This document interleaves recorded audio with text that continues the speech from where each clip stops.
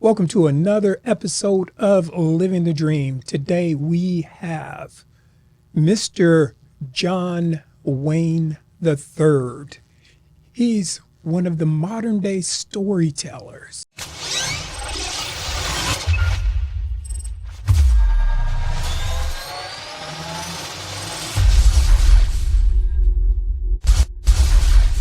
John, I am doing fine. In our monologue, we gave a little bit of information, teased a little bit of information about what you do. But what we always like to ask our guest is to tell us about yourself. Okay. I'm a father, a son, a brother, a filmmaker doing my part in the universe. I'm originally from Southside Chicago, but I currently live in Houston, Texas. I have been producing media or in entertainment industry for almost 3 decades. So my experience runs from starting in music to eventually into film and television. All right. Now, John, our program is set up around the entrepreneur's journey, the triumphs, the challenges, and the in between. So, what we're going to do is kick off with starting. How did you get started? Okay, so my story, I don't have a direct line to get into entertainment. When I went to college, I wanted to be a doctor. I wanted to study gerontology. That was my focus. My idea was that by the time I got out of medical school, the baby boomers would start to retire and they want to live a certain way. So I was going to put my name on these facilities, John Wayne. And then I was going to flip that into a political career. And I knew because they lived in the communities that I had built that they would vote for me. So that was my plan. I didn't have any political agenda per se, but that was ultimately my plan. But what happened was the summer that I was supposed to start looking for a medical school to go to, this production manager called and said I had left a message on an answering machine, and it was for to work on an indie film as a second assistant director. And at the time, I was a manager at a parking garage, and I just lost my job. And so I figured, it seems interesting. What's the most can happen? So I go and sit down. I had a suit and tie. I go and sit down and talk to the first assistant director. And about 5 minutes into it, he realized that I know nothing about film, and there was nothing I can help him do because I couldn't. I just didn't know.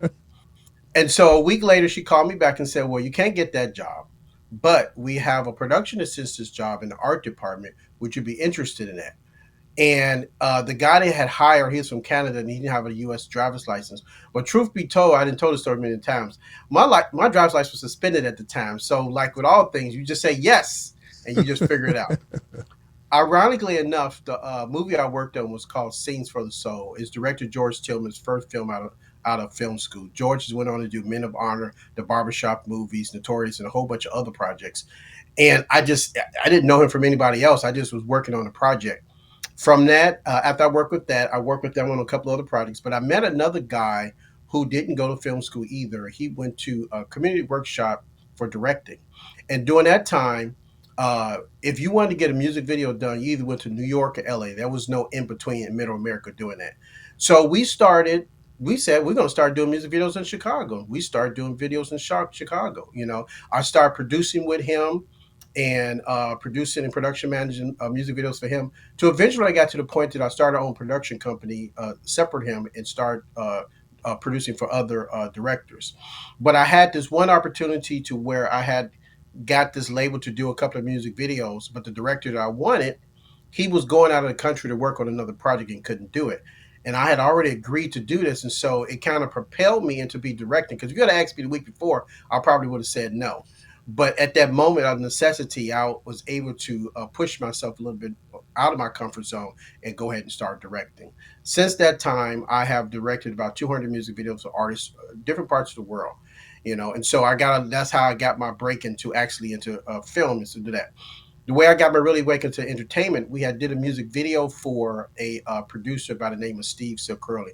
Steve is he's a Grammy nominated producer, and he's most notable for taking a house track from the house charts and cross over to the pop charts in the UK that had never been done before.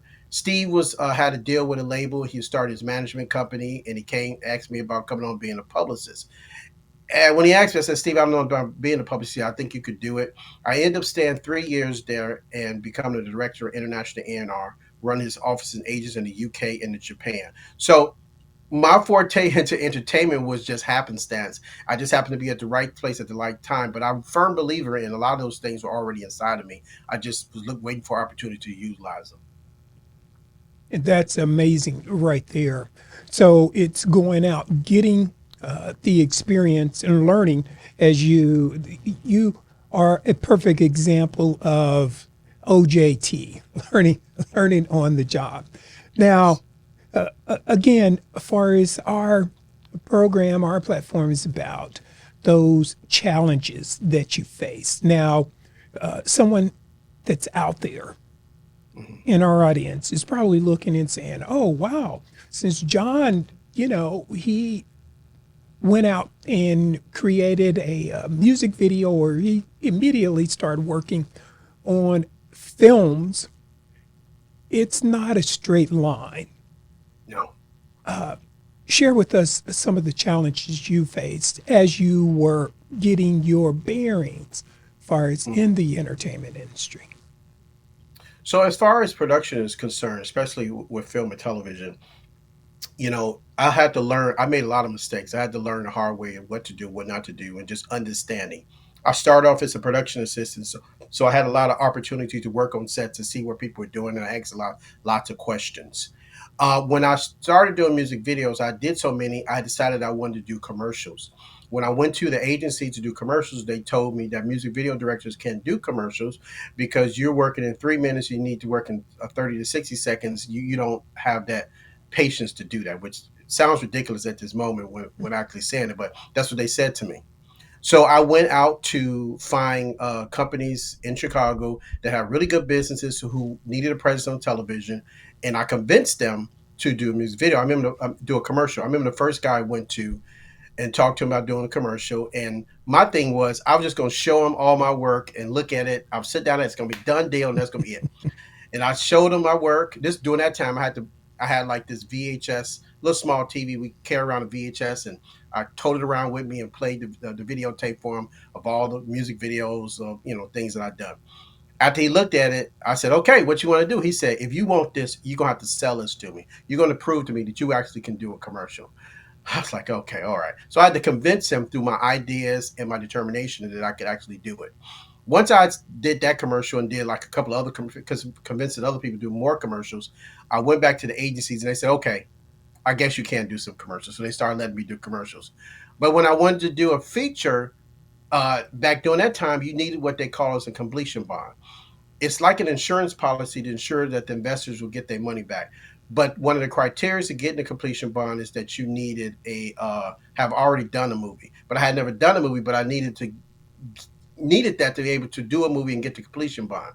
So I sat down and thought about what can I do. I had to really think about and take the emotion out. What can I do to convince somebody to invest in me, invest in my project? So what I did was I went to record labels and media companies, and I proposed this to them. I can show you a way to create a whole new realm of revenue, monetizing the way you have been doing it, and create a whole new audience of people who would never have listened to your music at all. So what we did, we came up with a social message, a social thing that people can kind of jump behind, and we built the music around it. And from that, I was able to convince somebody to do it. I went to a lot of people and they said no. They said it's a good idea, but they just didn't understand it. But I did find somebody say yes, and they was like, "Okay, I'm gonna ride with you." Like I tell most young guys, young filmmakers, when people invest in your product, you're not necessarily invested in the product; they're invested in you. And so they believe that I can take this idea that I have written with one of my partners, I could bring it to fruition and create actually a movie. Now, were there any mentors in your path along the way? Honestly, I didn't really. I would try to ask people, and people would try to try to get them to do. They wouldn't do that. That's probably the reason why I spend a lot of time mentoring young filmmakers now. I spend a lot of time helping them. Sometimes people just need somebody to say some stuff that's in their mind, even if it sounds crazy. So somebody they have a sounding board and say, okay, that don't really make any sense. But if you don't have that, you end up making a lot of mistakes and going a lot of ways that you probably shouldn't have went, but you don't have anybody do it. So I spend a lot of time with filmmakers now doing that. One of the movies that I did a couple of years ago, I found this one guy who's from Chicago. He had done a lot of commercials and other stuff, and I gave him an opportunity to do his first feature. Sometimes sometimes being a creative, people don't understand the business aspect of it. It's really great to come up with ideas, but you got to have a plan how you're going to get there. So I look at myself as a pretty good balance between being a creator and also being a business guy to kind of merge those things together. Have a realistic idea of how to get where you want to be. And a lot of times, a lot of creatives are very full of creativity, but they don't know how to use the business to get them to where they need to be.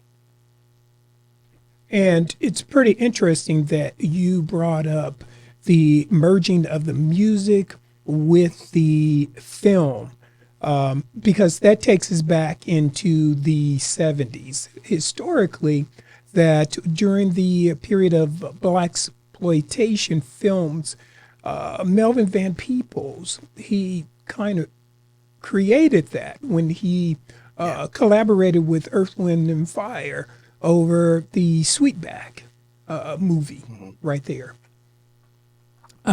But again, it's understanding the business because after all is said and done, and I heard this from someone else that I had spoke with many years ago, and they said people forget show business that there is a business involved far as with that right there. And Yeah. you just covered that right there. That again, it's understanding that. Now, what are the challenges of being a director, producer, and the writing? So it's always a balance. It really is because my creativity fights with me about what I want to do, while my producers give me the reality of what I can do, either based off of budget, time restraints, or location. But you said something very thing about people understanding it's a business. Although big record labels, networks, and streaming platforms, although they traffic in creativity, they're corporate entities, and these people have PTO, they got benefits and things of that sort. They need to bring something back to their boss to make sure they don't get fired. And so they need to rely on people and do stuff with people that they can feel that they're dependable. It's a business. So no matter how great you think your idea is, if you can't bring it to life and they don't feel like you can do it, they're either going to take it from you or they're going to find somebody to work with you to make it work because a lot of times people just don't understand it. It's business, So I spend a lot of time, as much as I would like to spend time shooting every single day, 90% of my time is probably the business part, and 10% is probably shooting.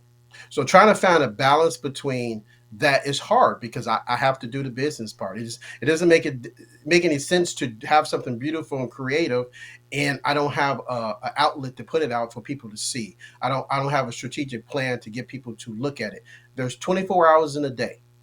And whenever somebody looks at anything that I've created or I've been a part of, I'm humbled by that because you took out an hour, hour and a half of your time to look at something. And you didn't have to. There are a lot of competition for time in a day, from music, television, news, or whatever. And if somebody goes and do that, I'm always humbled because you don't have to. So the next question is how can a person who's looking to enter the industry, what are some of the things that they can do to sharpen their skill sets? One of the things I would say is that it's really about expanding your mind and your understanding outside of from reading stuff. These days, there are virtually lots of places and webinars and stuff on YouTube and everything you can kind of read and understand. There's tons of books. Back when I was starting off, that was on in the library. So I spent a lot of time at the library reading a lot of stuff. The one thing I feel like this generation lacks is if I ask a young person what is the distance between the sun and the moon, they're just going to Google it and they're just going to tell me what it is. They're not going to try to remember it because there's no need to. Google's right there. When I was coming up, I had to read through a lot of stuff to get the information that I needed. So that means that I'm walking around with all this other information in my hand and I get that aha moment like, oh, here go the answer. But although those other things were not the answer, I retained all that information. And a lot of times we don't get to do that. So it makes it a little bit easier for them because if they want to do something, they can just Google it or do a search and find a video, or somebody else had the same experience, because there's nothing new under the sun. Whatever you're going through, whatever you're trying to do, there's somebody probably already got a video on it or a book or something. So it's just you taking the time to do the research. Also, work on other productions, smaller productions, bigger productions. Go to the colleges, work on some of the student films. You need to experience, you need to understand what to do and what not to do. And a lot of times people want to jump and they want to be the director first. They want to, you got to really understand the foundation. You need to understand protocol when you're working on set. So you need to go out there and work on stuff, even if you're not getting paid for it. Just the opportunity so you can understand what is required of you, or the position that you're trying to get, what is required of that position. And that brings to me something else that I had heard recently. And that is, if you really have that passion for it, a lot of times you will start out doing something for minimum or sometimes no pay. So if you're an actor or if you want to be that camera person, then again, just getting yourself started. And there's many avenues, such as you had mentioned, going to the community colleges or even public access. That's another venue or an avenue that you can take right there. But you alluded to something, and that is it's the journey of finding out the information. Yeah. Because sometimes just getting the answers and not understanding the process of getting there, that sometimes that can kind of be a little bit hollow. That's kind of like, instead of a home cooked meal, you're just getting something out of the vending machine right there. Yes. So, some of the other things, and that is that you have a lot of your projects are distributed through Maverick. Now, that's another aspect of the business right there. You go out, you create this wonderful work of art. Now, the next thing is getting it distributed. What are some of the things that you can suggest in getting So that? I work with a couple of distributors. I got a couple of projects coming out here with a couple of other distributors. Getting a distributor is really about, it goes back to the business aspect of what you're going to do as far as understanding the business. It's about making relationships with people, connecting with people, and creating opportunity yourself. A lot of times, distributors are looking for certain types of things, and I don't care how great you have the best next great Christmas movie. If they're not looking for Christmas movies at that time, and they look for horror movies, they might pass on it. Doesn't mean that your project's not good. It's just not what they're shopping for. It's like sending somebody to the store for milk and butter, and they come back with eggs because they were on sale. Thank you for the eggs, but I need something else. So it's really about understanding what people are looking for and what they're willing to buy. As a young filmmaker, when I was younger, I spent a lot of time with these ideas I had, and I thought they was the best ideas in the world, and I couldn't understand why people wouldn't buy into them or do certain things. And what I realized is that people, it's a business, so they're looking for certain things to fill certain slots in whatever they're trying to distribute. So you have to really be in touch and find out. I know I got this idea, but what is it that you're exactly looking for, so I can bring what you need at this particular time. Now, another area that I would like to touch on, and that is because it's a team sport, making films, and that is another aspect of working with a team of people. You're not working in a silo. So, Yeah. what are some of the things that a person, or soft skills that it pays for someone entering into your industry? So, I mean, that goes also back to the fact of, you just, if you're right, you need to be writing every single day. I work with a team of about three other I have writing partners and I have producing partners.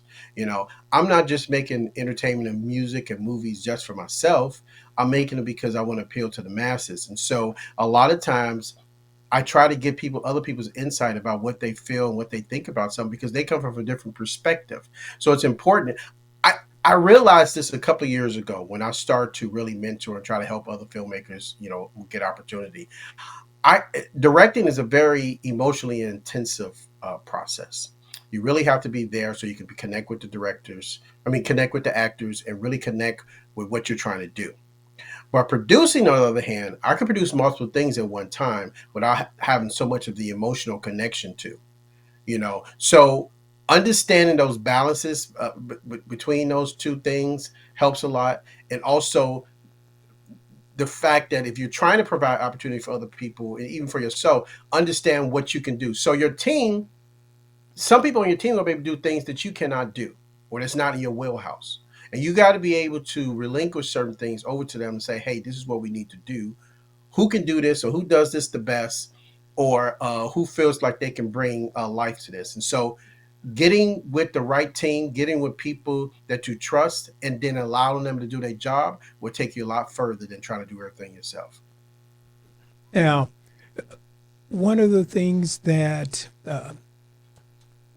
you are currently working on, and that is your latest project. Is this your latest project? And that's the Ebony Hustle.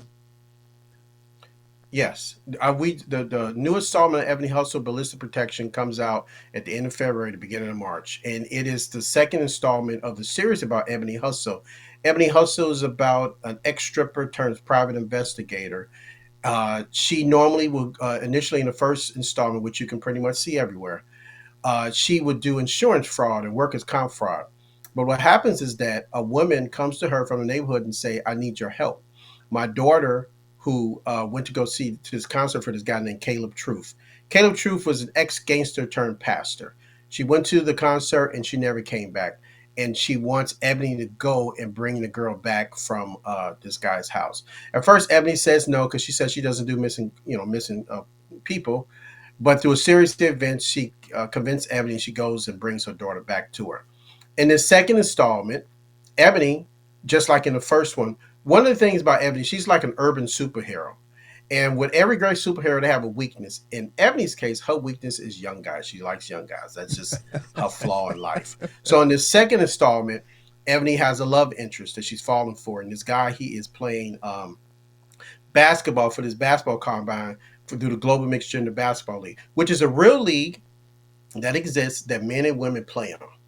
And he's attending a combine to try to get on the league. His manager is not doing the most to help him get there, but get them a little bit faster than what he does. He's doing some shady business. And Ebony comes in and finds this out, has his love interest in the guy, and kind of stops him from doing that. And so this is kind of the forward motion of the series, the second installment to the Ebony Hustle franchise.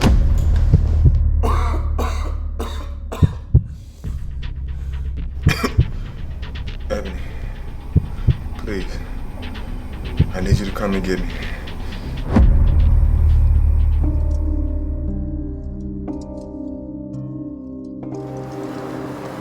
Been that time. I take out my teeth. That's on my mama. Let me pop the trunk. These pills? Get you stuck. Okay. Welcome to the 2023 Global Mixed Gender Basketball Combine. This year's GMGB Combine could go down as one of the most exciting in league history. It's been quite some time since a highly anticipated player such as Matt Pendleton entered the Combine. Let's go, baby. Good job, baby.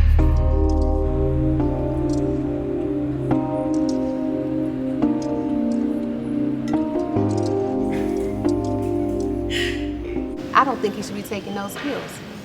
It's messing him up. I told you about what? Pills. I need you to stay out of my business and out of Black's life. What? You'll be the first to know. New case? Girl, maybe if she don't work my nerves before the sun comes up again. This crazy ass girl with 3 kids want me to help her find her baby daddy and serve him with some papers for a maternity test. But apparently, since when you serve papers and shit?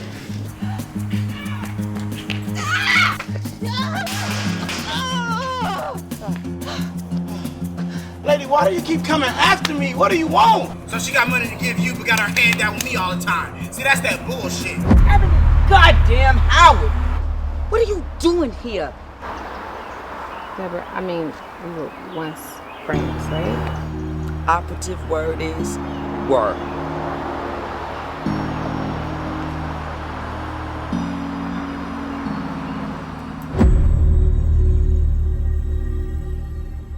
I need better cases.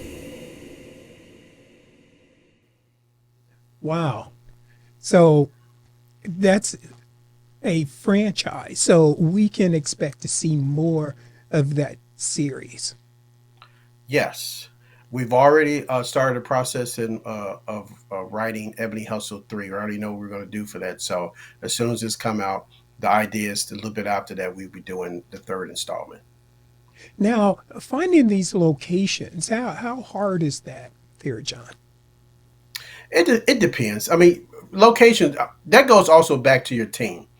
I don't know where every place is at. I don't know where everything is at. So you rely heavily on your team, location managers, other producers say, hey, we need a church, or we need, this particular restaurant, or we need this particular scene. You rely on them, you depend on them, say, hey, this is what we need, and they go out and, and find those locations. So a lot of times there are locations probably in your own little network, but a lot of times it's, someone just beating the pavement and looking for the right location. Wow, John, you laid a lot of stuff out for our audience this evening. What are some of the things that you hope the audience will come away with? Well, I hope that the one thing, there's something that I do every morning on Facebook is they tell you people's birthdays. And I go online and I tell everybody, happy B-Day, stay focused and determined. It is so important that you stay focused on your goals and what you're trying to do. And a lot of times people, it has surprised me because I'll get messages back, people like, I really needed that, or thank you for the encouragement. But honestly, a lot of times I do it for myself because I need the encouragement and push to keep on. Life is not always as great as people think it is. And sometimes people get stuck when something bad happens. They don't know how to move past that. So the one thing I tell people is just, if whatever you have a dream, as long as it's a realistic dream, I mean, like you might want to be the president of the United States, and that's probably not something in your wheelhouse. But if you have realistic dreams and you can really shoot toward it, you should really try to push for it, because I look at life like this. If I come up with an idea, let's just take it for a week. On Monday, I come up with a really great idea. There are 7 other people got the same idea. By Tuesday, half of them was going to say, I don't want to put in the work. By Wednesday, half of that going to go. By Thursday, it's usually 2 people left. And what happens in this, particularly in this business, is not the person who endures that's the most creative and great. It's the person who has stamina and determination. And that one person who probably is really good at what they do, they just give up. The next day, the other person gets the job. So you have to look at stuff. You got to press on. You got to keep going on. You got to stay focused. You have to endure to the end. If not, you may lose your dream and opportunity, because everybody gets a seat at the table. But once you get to the table, you got to have something to say.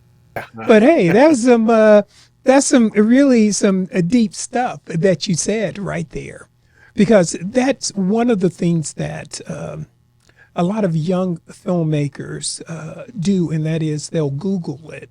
And immediately, one of the things I saw within your stories, because I started looking at your work, and that is the authenticity of it right there. Because as I was looking, especially the movie Ebony Hustle, and I liked the humor that was blended in with that right there. But that was a story that was different right there. You know how you look at some movies and you say, okay, I can kind of see where this is going to end up at right there. But that wasn't the case right there, because it was constantly, one of the most hilarious parts were when she kept trying to chase the young man to serve him.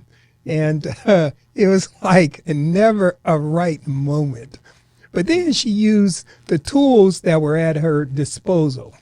At first, they were hindering her as far as from making that contact. But then she finally decided, hey, this is that moment right there. And when she took off that shoe and she threw it, it was like, where did that come from?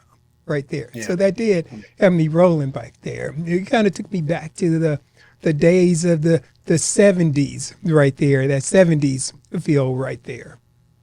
So, again, look forward to seeing more of your work right there. Thank you. I appreciate it.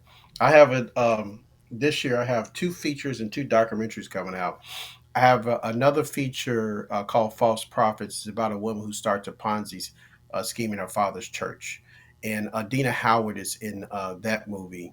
And I have a documentary called The Greenwood Project. It's about the Tulsa riots and what people are doing now in Tulsa, in Oklahoma, with Black Wall Street. Then I have another one that we shot a couple of years ago in China called Balling Abroad. It's about professional basketball player going playing overseas. A lot of times young people here feel like if they cannot make it to the NBA because they only got so many spots, it's not opportunity. There's tons of opportunities all over the world. And I follow 5 players in Europe and China as they go and play overseas and the difficulties they deal with and, the good and the bad of it, but they're making like millions of dollars. They're making really great, great careers, just not in America. Okay, and that brings me to the question, and that is, how is it working abroad, as far as with creating films? You mean as far as getting distributed overseas, or no? The challenge, the logistical challenges of going abroad. Yeah, it's a cultural. A lot of times, it's more of a cultural thing. Trying to understand. I know. I spent a lot of time. I've shot some stuff in Europe. And a lot of times it's just culturally understanding how they do things and how they fund stuff, and I depend a lot on producers who are in those countries to kind of foster what we're going to do. Because, as much as Americans, we think that we're the center of the universe, we're not. We're only a couple of 100,000 people here. It's not. China got 3 times as many people in their country, and there are countries who have way more than what we do. But the way that we are, we do feel like we're the center of the universe. I think with like Netflix and a couple of other streaming platforms, they're starting to do more international stuff, especially Netflix. We're doing a lot of stuff. They deals with Korea and South Africa that allow us to see that people are living. I know for myself, a young person, I was always kind of taught that especially in Africa, everybody's in the bush and everything. But when you see cities like South Africa and they look like New York, they're living the same lives just like us. It's just culturally different. They're just different. They're driving cars, big cars, poor people, rich people, all these dichotomies that we have here, but we are led to believe that this is the only civilized place it is. And it's not true, And so when you look at, especially on Netflix, they have a lot of great South Africa series and a lot of Korean series. And you see these people living every life just like you and me. They're dealing with their kids going to school. They're dealing with frustrations in their marriages and life and things of that sort. The same issues that we have, they just have them there, and just culturally a little bit slightly different, And so I think the things, especially with just using Netflix as an example, I think things that they're streaming, it allows people to understand that this, the world is a much smaller place than we think it is. And we're more connected to each other and understand each other than we actually do. And I think when people understand that more, then they'll be less likely to have issue with each other when they realize we're just different. And if the only thing that really separates us is our skin color or our the way we sound and talk, that's very superficial into the bigger scheme of things, So I don't know if it'll happen in my lifetime or even my kids, but at some point people will have that understanding, that aha moment, like, you know what? We are all the same. And that is something that you brought up, and that is when you look at the movies that are being presented for us on Netflix, for instance, because I've often always enjoyed international films, even with the subtext right there, because there's something about it, even if you don't understand the language. My experience of living abroad during my tour in the Navy, and that is body language says a lot right there, because emotions, a lot of times they say within your body, within your face right there. So you may not exactly know the dialect, but at the same time, you can convey, you can still communicate right there. And that is if you choose to. Sometimes people have that choice of, hey, I don't want to hear it right there, and it has to be, uh, you know, in black and white. And the world isn't like that You're right right. there, You're and it definitely. There's has two had things in some. our world that does not change, no matter where you are: numbers and emotions. They're universal everywhere. If somebody is mad, you can spot mad out anywhere. Somebody's upset, somebody's happy, whatever you can spot that regardless. They don't have to say a thing. You know exactly what you be like. I don't know what he's saying, but he is not happy. That's universal, and and just like with numbers are universal. I mean, one means one everywhere. There's no it's no different. If somebody give you the wrong change, they're looking at it like, wait a minute, this ain't right. This Right. is not right. They may So yeah. pronounce it differently, but it's the Yes. same right there. All right. Well, John, I'm not going to take up any more of your time right there. It has been a great pleasure for us talking to you. And at some point in time, I would like to invite you back, Okay. first on the I welcome program that. right there. I And welcome. I look forward to it. far as with mentoring, because that's one of the things that you had alluded to, that you're Yes. mentoring a lot of young people, and that is in Texas, or is that something that's on your website that mentions on your No, it's website, or if people reach out to me, they'll send me a message. I can't. I get a lot of messages sometimes, so I can't respond to right? everything. But if they send me a Facebook message or Instagram message, or they send a message to the website, I do eventually get around to reading them.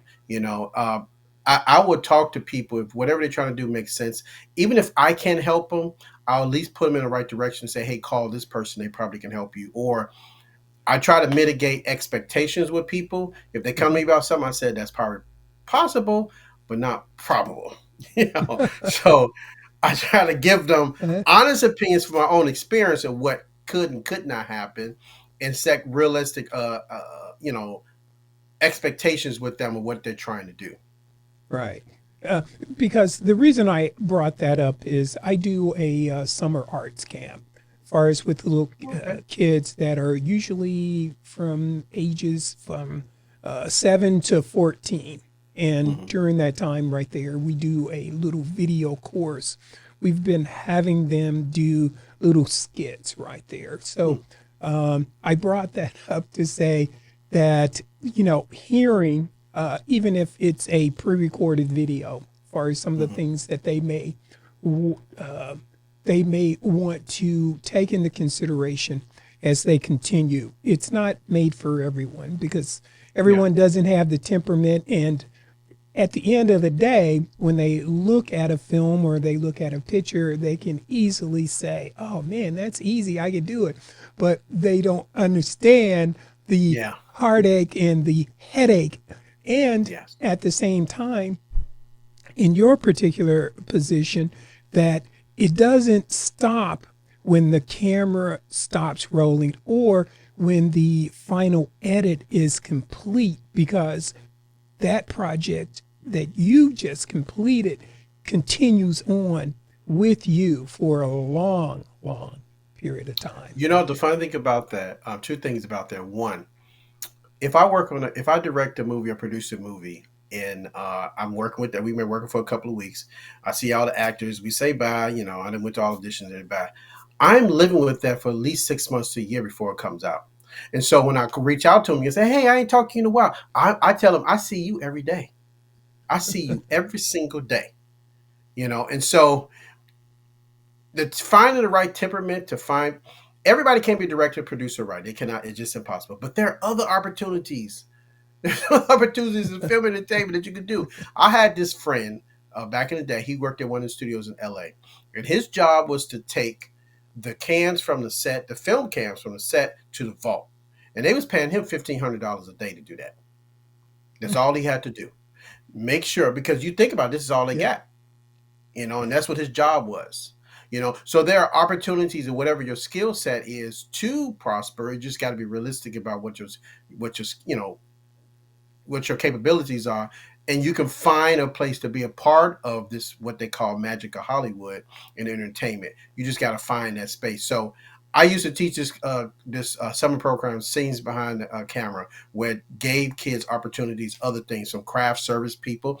This is just the person who pass out snacks. And on the surface, it might seem like that is very simple. But you think about this. If we're shooting something, I don't have time people to be going here to get to the corner store to get something to drink. They want cigarettes. I don't have time for that. So I need somebody who can do those things, who can provide snacks, get them cigarettes or whatever it is they need, so they can stay right here and not go nowhere. And that person get paid a lot of money just to do that. So there are a lot of opportunities that especially kids of color, people of color who could do that they don't understand and they're not privy to those things, and so they feel like they don't have a place to do it because they can't. It's almost kind of like kids in the hood. They all want to be basketball players, football players, but coaching, trainers, there's so many other things you could do. If you 5'4", you can't. Your Spud Webb is just an anomaly. Right, That's an anomaly. So, but you still have a skill for basketball. Why not be a trainer? Might not be a therapist. Other things you could do that can fulfill that spirit of being part of that dream. Right. But as far as with AI coming in, what are some of the challenges you see, or challenges and advantages? So there's two sides to the coin. So I'm going to say this with AI. AI is my friend. It helps me with structuring stuff when I'm trying to do marketing. I can actually type in AI and say, hey, this is what I'm trying to do. What is your thoughts? And it'll give me clarity, ideas that I didn't think about. It helps me to develop ideas on a faster rate and get a faster turnaround time. If I didn't have AI, I could get there. It would just take me time to do it. It just kind of opens up your mind. If you understand the correct prompts to use to talk to it and ask the AI, it's like anything else. You have to ask the right question. That's what anything or anybody. Ask the right question.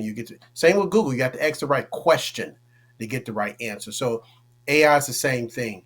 I know a lot of people have issue with AI. I know a lot, like the last strike has something to do with AI. They was like, feel like people taking. I don't do a whole bunch of that. If I use somebody's likeness, I do pay them for their likeness and things of that sort. They get back in and things of that sort. So I can understand the challenges there. But for me, just as a writer and a producer, it's very good for me to allow me to expand my ideas and come up with concepts a little bit quicker than I would in the past. It would take me, before trying to develop something, it'd probably take me, a week or two. I could pretty much do all that within like a week or less, because it kind of really expands the possibilities of stuff that I didn't think about. It's like sitting in a writer's room and people throwing stuff at you and they throw all these ideas, good or bad, and it kind of spurs creativity. AI does the same thing. It spurs creativity almost instantly. It's amazing. And it is getting better every single day. All right. And some of the cons. So so as much as AI is good, it's not a human. And so sometimes the responses is kind of like, what? Because it doesn't understand. It doesn't understand the nuances of what a human is. But the more I use it, it learns. And those nuances slowly go away. Because there are times where I've asked AI something, and then their response is like, that don't even make any sense. But if I keep working with it on different stuff, the responses get better because now they understand what you're trying to say. It's amazing. It's kind of scary. It's like actually talking to another person, and I can even have you could do stuff like I could go and say, I want to plan a vacation and this is where I'm going, these dates I'm going, and this type of stuff I want to do. The AI will find airplane, hotel, good places based off of what your criteria. I think it's a good thing. It's a bad thing on some level because I feel like, especially for this generation, it makes them a little bit lazy. But you can look at it this way. If we spend less time on lower level stuff, we can spend time on higher level stuff. And so that is the idea, that I don't have to spend time thinking about, okay, I need to go get groceries or I need to do this. I can just say, hey Siri, order these things, and then it comes to me and I don't have to do it. So it's, and the Siri is on my phone is not asking me what you say. Okay, I found this on the web for what you say. Okay. It found it on the web for you.